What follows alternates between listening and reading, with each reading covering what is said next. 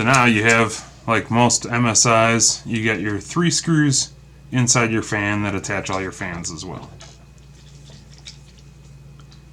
Just go in between whatever fan blade works.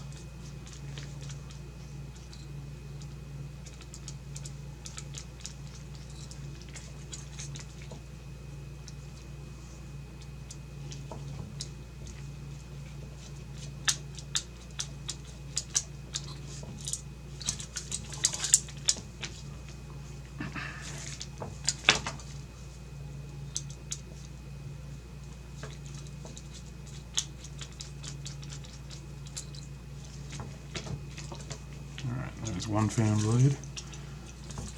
I just pop them out of the biggest hole. You got one slot that's easiest to fit them in and out of. Good luck on any other ones. And the same thing on the other one. I'll just move this open blade slot to each of mine. Hopefully I can pop them all out nice and quick.